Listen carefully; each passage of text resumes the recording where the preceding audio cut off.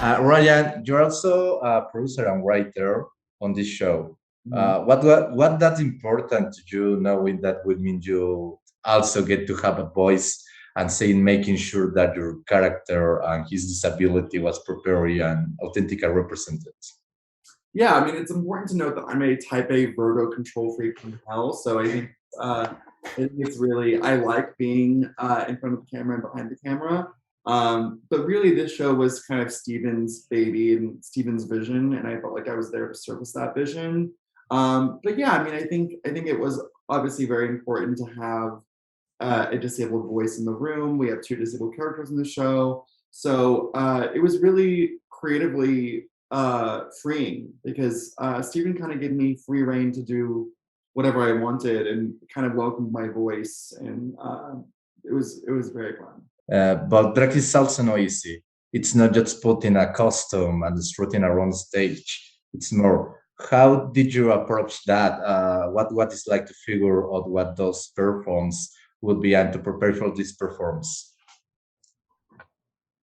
Drag is like this expansiveness of gender, and it can be really whatever you want it to be. And I think that Mingus is a great example of that because their drag isn't just well, not just it's not glamour and it's not high femme. It's very androgynous, and I feel like that's an accurate manifestation of their personality. To the nth degree, which is what drag is. And to get into that mindset, I just listened to a lot of music and made a playlist for Mingus as a character.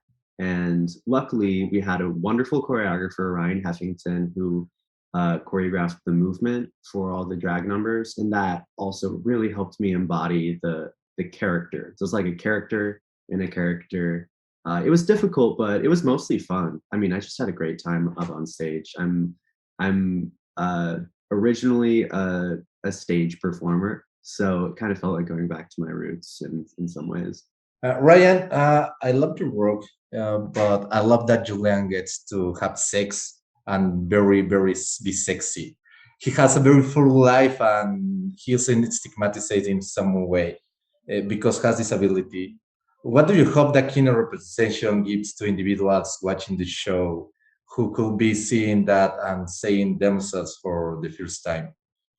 Yeah, I mean, I think society really, from an early age, you interpret this message of who is deemed worthy of being seen as desirable, and I think disability is often left off of the menu. So it was very, very important to me that we show disabled people in a very horny sexual light because we are horny and we are sexual. And yeah, it was, I'm coming out as hot this season. So that's really powerful to come out of the hot closet.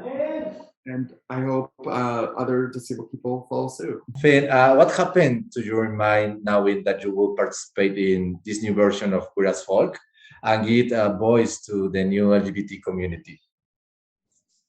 Uh, it feels correct. We're at a place in history where queerness is a lot more advanced and diverse than it was many years ago, and maybe that's more so just us having the vocabulary and feeling the freedom to express ourselves because queerness has always been around in all of its different forms. But yeah, that's the important thing about representing those types of characters on screen is people are then going to be able to see themselves on screen and feel assured in their identity and know that they have a community out there. So I think it's super important to tell diverse queer stories, and I think we do it well. And I'm really proud of the characters that are built in this show. How Queer as Folk represent the essence of today's LGBT community and the fight for their rights?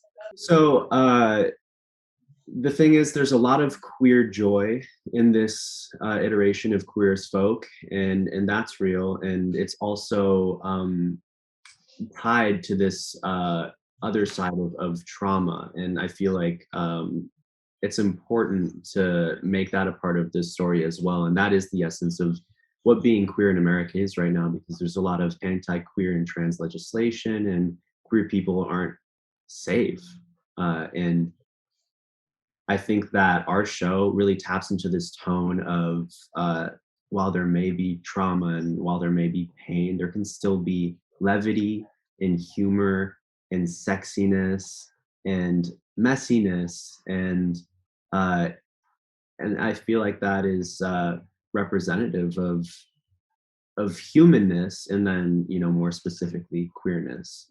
Inherently, the world is becoming more progressive, but because of that, we're seeing a minority of people make power grabs to go back to the way it used to be.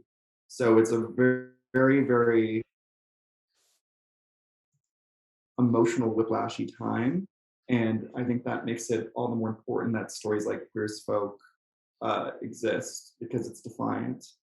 I wish it was less defiant in 2022, but it is still defiant.